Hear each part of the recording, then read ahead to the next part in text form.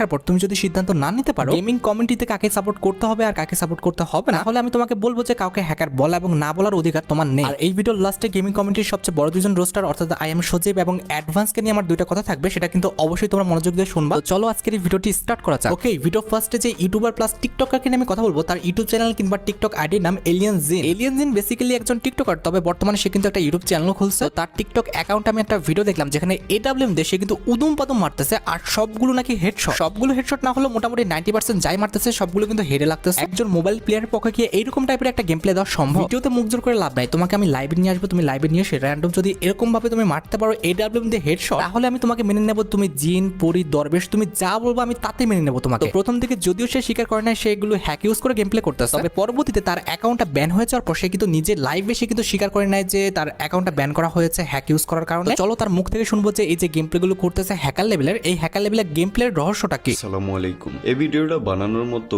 শক্তি বা ওইরকম মন মানসিকতা একটাও ছিল না আমার, কারণ সারা দেশ যখন একদিকে আর আপনি অন্যদিকে, তখন চারিদিকে শুধু অন্ধকারই দেখতে পাবেন। তারপরেও ভিডিওটা বানানো লাগলো আমার, কারণ এই 2-3 দিনে এত নাটক দেখতে পেলাম যে আমার কাটানো বাকি বয়সটুকুতেও আমি দেখি নাই। যদি এরকম পরিস্থিতি তৈরি না হতো, হয়তো বন্ধু নামক স্বার্থপরদের চেনা হতো না আমার। যাই হোক, ভিডিওটা বানানোর কিছু কারণ আছে, আমি আস্তে ধীরে সব ক্লিয়ার করে বলতেছি। প্রথমে আমি আবারও ক্ষমা চাচ্ছি আমার হয়ে অন্যদের কাছে, গালি খাওয়া মানুষদের কাছে। আপনাদের আমি কি দিয়েছি জানি না, তবে আপনারা আমাকে দিয়েছেন মানসিক শান্তি, দিয়েছেন মন খুলে কথা বলার সুযোগ, দিয়েছেন আপন মানুষদের চেনার সুযোগ। আজীবন কৃতজ্ঞ রইব আপনাদের কাছে। এবার কথা বলা যাক প্যানেল নিয়ে। প্যানেল আমি ব্যবহার করেছি এবং তার ফলস্বরূপ পেয়েছি আইডি ব্যান হওয়ার মতো একটা মহামূল্যবান উপহার। আমার আইডির পেছনে 2 লক্ষ টাকারও বেশি অপচয় হয়েছে, সেই আইডি ব্যান। তার মানে কি চলতেছে আমার মনের ভেতর একটু হলেও বুঝতে পারতেছে। তো এখানে তো আমার আর কিছু বলার নাই, সে কিন্তু নিজের মুখে বলল যে সে হ্যাকার, সে প্যানেল ইউজ করে খেলছে। এখন তোমাদের কাছে আমার প্রশ্ন যে সে কেন হ্যাক ইউজ করে খেলছে। এখন তোমরা আমাকে কারণ হিসেবে বলতে পারো যে হয়তোবা সে অনেক বড় সেলিব্রিটি হতে চেয়েছিল কিংবা অনেক বড় ইউটিউবার হতে চেয়েছিল। তবে আমি তোমাদের সবগুলো কারণ ডিনাই করে দেবো আর বলবো সেটা ভালো হোক কিংবা খারাপ হোক, সবকিছুর পিছনে দায়ী তোমরা। কারণ আমি দেখছি যে তোমরা মিনা সার্ভার প্লেয়ারদের কিংবা মরক্কন সার্ভার প্লেয়ারদের, এক কথায় আরব সার্ভার প্লেয়ারদের কিন্তু লেজেন্ড মনে করো। আর তারা কিছুদিন পর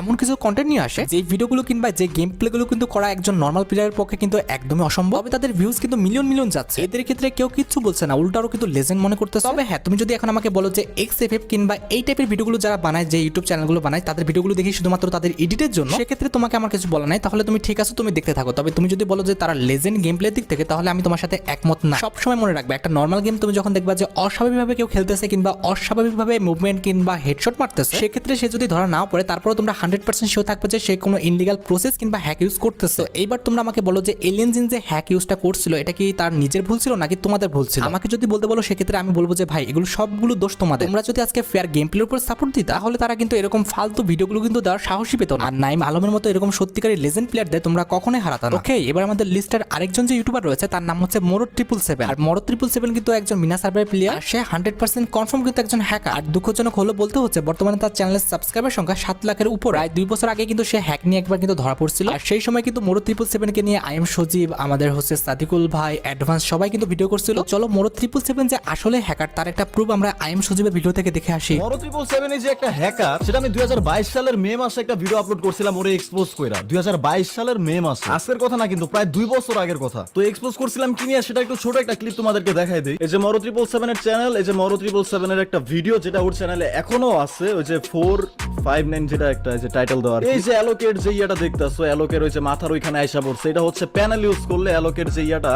ওটা মাথা এখানে আইসা পড়ে। এটা ভাই আজকের কথা না, এটা হচ্ছে আরো 2 বছর আগের কথা। এখন যারা নিউ প্লেয়ার আছো, প্যানেল হ্যাক সম্বন্ধে তোমাদের কোনো ধারণা নাই, সেটা আমি তোমাদেরকে একটু দেখাই দেই যে এটা প্যানেল হ্যাক। সো এখন ব্যাকগ্রাউন্ডে যে গেম প্লেটা দেখতেছো, এটা হচ্ছে আমার 2022 সালে প্যানেল দিয়ে গেম প্লে করা। মানে আমি টেস্ট করতেছিলাম প্যানেল দিয়ে আসলে কেমন গেম প্লে করা যায়। আর এই গেম প্লেটা বানাইছিলাম আমি একদমই ফাইজলামি কইরা। তো প্রমাণ সহ তোমরা তো দেখলে যে মরদ777 কিন্তু একজন হ্যাকার ছিল। পরে ওই হ্যাকারের চ্যানেলে কিন্তু 7 লক্ষ প্লাস সাবস্ক্রাইবার, তাকে সবাই লেজেন্ড মনে করে, লেজেন্ড। তো হ্যাক ইউজ করার পর যদি এত সাপোর্ট পাওয়া যায়, তাহলে হ্যাকই ভালো। ওকে, এবার আমাদের লিস্টের 3 নম্বরে যে ইউটিউবার রয়েছে সে হচ্ছে ইটস কাপো ভাই। যদিও এই লিস্টে আমি ইটস কাপো ভাইকে আনতাম না, তবে ইটস কাপো ভাইয়ের অ্যাকাউন্টটা কিন্তু ব্যান হয়েছে হ্যাক ইউজ করার কারণে। ইটস কাপো ভাইয়ের খেলা দেখে কখনোই আমার মনে হয়নি যে ইটস কাপো ভাই একজন হ্যাকার, তারপরে কিন্তু তার অ্যাকাউন্টটা ব্যান করা হয়েছিল হ্যাক ইউজ করার কারণে। তো চলো তার মুখে শুনে আসি কেন সে হ্যাক ইউজ করছিল আর তার অ্যাকাউন্টটা কেনই বা ব্যান হলো। আজকে যখন গার্ডার বললো যে হ্যাকিং এর কারণে তোমার আইডি ব্যান হয়েছে, আমি তাদেরকে বললাম যে আর একটু কষ্ট করে আইপিটা, যে আইপি থেকে হ্যাক করা হয়েছে, ওই আইপিটা একটু ট্র্যাক করে দেখবেন যে আইপিটা কোথাকার ছিল। তো আইপি ট্র্যাক করে আমরা বললো যে খুলনা বাংলাদেশ, খুলনা কোথাও থেকে। আমি ফার্স্টে বুঝতে পারিনি যে খুলনা কোথায়, খুলনাতে কে থাকতে পারে বা খুলনাতে কে আছে। এমন সময় আমার সাথে লবিতে সুদীপ্ত বসেছিল, মীর বসেছিল, রক বসেছিল। সুদীপ্ত বলল, কাবু ভাই রাশার বাড়ি খুলনাতে না? তো আশা করি তোমরা বুঝতে পেরেছো 2019-20 সালের এইদিকে কিন্তু গেম প্লের উপর কিন্তু মানুষের অনেক বেশি ফোকাস ছিল। ওয়ান ট্যাপ, হেডশট এগুলো কিন্তু খুব বেশি একটা প্রাধান্য পেত না। তখন যেহেতু বাংলাদেশ, ইন্ডিয়া, নেপাল সবাই একসাথে ছিল, যার কারণে কিন্তু গ্লোবাল টপে যাওয়ার জন্য কিন্তু সবাই অনেক বেশি কষ্ট করতো। আর গ্লোবাল টপে রাখতে হলে তোমার অ্যাকাউন্টটা কিন্তু অবভিয়াসলি কিন্তু 24 ঘন্টা অ্যাক্টিভ রাখতে হবে। তবে একটা মানুষের পক্ষে কিন্তু 24 ঘন্টা কখনোই সম্ভব না যে একটা গেমের পিছনে পড়ে থাকা। যার কারণে তখনকার সময় কিংবা এখনো কিন্তু বড় বড় ইউটিউবাররা টপে থাকার জন্য, গ্লোবালি কিংবা আমাদের রিজন টপে থাকার জন্য, তাদের ছোট ভাই কিংবা আশেপাশে ভালো খেলে এমন প্লেয়ারদের কাছে কিন্তু তাদের অ্যাকাউন্টটা দিয়ে রাখে। ইটস কাবু ভাই কিন্তু এমনটাই করেছিল, আর তার ছোট ভাই কিন্তু তার অ্যাকাউন্টে হ্যাক করার কারণে কিন্তু তার অ্যাকাউন্টটা ব্যান হয়ে গেছিল। ওকে, এবার আমাদের লিস্টের 2 নম্বরে যে রয়েছে সে হচ্ছে হোয়াইট 444। তোমাকে আমি হাতে কলমে লিখে দিচ্ছি, হোয়াইট 444 কিন্তু পাক্কা একজন হ্যাকার। তবে তুমি যদি বলো তার কন্টেন্ট কিংবা তার স্কিল অথবা তার এডিট দেখে আমি তাকে ভালোবাসি কিংবা সাপোর্ট করি, তাহলে তোমাকে আমার কিছু বলা নাই। তবে তুমি যদি বলো তার গেম প্লে ভালো কিংবা তার গেম প্লে লেজেন্ড প্রকৃতি, তাহলে আমি তোমাকে বলবো যে এই পৃথিবীর সবচেয়ে বোকা ছেলেটা তুমি। হোয়াইট 444 যে হ্যাক নিয়ে গেম প্লে করে তার ভিডিও দেখলে এমনিতেই বোঝা যায়। এমনকি হোয়াইট 444 যখন বাইরের সার্ভার ভার্সেস করতে যায় বিভিন্ন ইউটিউবারদের সাথে, তখন সে কিন্তু হ্যাক ইউজ করেই খেলে। তো হোয়াইট 444 যে হ্যাক নিয়ে গেম প্লে করে তার একটা প্রমাণ কিন্তু ইটস কাবু ভাই তার ভিডিওতে কিন্তু দিচ্ছে। চলো ইটস কাবু ভাই সেই ভিডিওটা আমরা একটু দেখে আসি। এইখানে দেখো গাইজ, এইখানে শীতের আসার আগে ওইখানে নাইম, ঠিক আছে, খেয়াল করো, স্ক্রিনে খেয়াল করো নাইম। এখানে আমি একটু স্লো মোশন দিয়ে দিই, ঠিক আছে, স্লো মোশন দিলে তোমাদের জন্য সুবিধা হবে, আমাদের জন্য সুবিধা হবে। তো এই দেখো এখানে আছে কে, শীতের সামনে নাইম, নাইম ডাউন হওয়ার লগে লগে শীত এইখানে গ্লোয়ালের পিছনে হিল করতে আছে। এট দ্য সেম টাইম শীতের গায়ে লাগে ড্যামেজ, এন্ড শীত ওয়াজ লাইক, শীত এই সময় যেন কি রিয়াকশন দিয়েছিলাম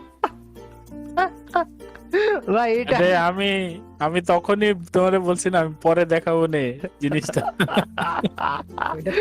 লাগছে কাবু ভাই। তারপর হেডশট ভাই, দেখো হেলমেট ড্যামেজ খাচ্ছে গাইজ, লুক হেলমেট ড্যামেজ খাচ্ছে, ঠিক আছে, এইচপি দিকে খেয়াল করো, হেলমেট ড্যামেজ খাচ্ছে ভাই, হেলমেট। তো হোয়াইট 444 কে নিয়ে ইটস কাবু ভাইয়ের করা এক্সপোজ ভিডিওটি কিন্তু মোটামুটি 15 মিনিটের উপরে ছিল। আমি জাস্ট ভিডিওর কিছু অংশ কিন্তু তোমাদের দেখিয়েছি। তোমরা চাইলে কিন্তু এই ভিডিওটি কিন্তু সার্চ করে কিন্তু সম্পূর্ণ দেখে আসতে পারো। ইটস কাবু ভাই যে তাকে হ্যাকার বলে বিষয়টা কিন্তু এরকম না, তার আগে কিন্তু অনেক ইউটিউবার তাকে হ্যাকার বলছে, প্লাস সে কিন্তু লাইভে এসে হ্যাক করার সময় কিন্তু ধরা খাইছে। এরপরও হোয়াইট 444 চ্যানেলে কিন্তু 7 মিলিয়নের উপরে কিন্তু সাবস্ক্রাইবার, প্লাস তার ভিডিওতে কিন্তু মিলিয়ন মিলিয়ন ভিউজ। এখন আমার প্রশ্ন হচ্ছে বিসি কি সে নাকি যারা সাপোর্ট করতেছে তারা? তো এইবার এসে আমাদের মোবাইল লেজেন্ড M1NX এর কথা। যদিও M1NX কোনোভাবে স্বীকার করতে চাচ্ছে না সে একজন হ্যাকার, তবে তুমি যদি আইএম সচিব এবং অ্যাডভান্সের রিসেন্ট আপলোড করা 2টা ভিডিও দেখো, তাহলে তুমি ইজিলি বুঝে যাবে কিন্তু M1NX ও কিন্তু একজন হ্যাকার। আর M1NX এর হ্যাকার তার যথেষ্ট প্রমাণ কিন্তু আইএম সচিব এবং অ্যাডভান্স কিন্তু তার ভিডিওতে দিয়েছে। তবে M1NX কিন্তু কোনোভাবে সেটা স্বীকার করছে না, সে বলতেছে যে বর্তমানে সে কিন্তু হ্যাক ইউজ করে গেম প্লে করতেছে না। তো সবকিছু বাদ দিয়ে আমি তোমাদের প্লাস আইএম সচিব এবং অ্যাডভান্সকে একটা প্রশ্ন করতে চাই, তোমাদের এই ফেয়ার গেম প্লের উপর রোস্টিং ভিডিওটা কেন আমাদের গ্লোবালি যাচ্ছে না? আই মিন কেন তোমরা হোয়াইট 444,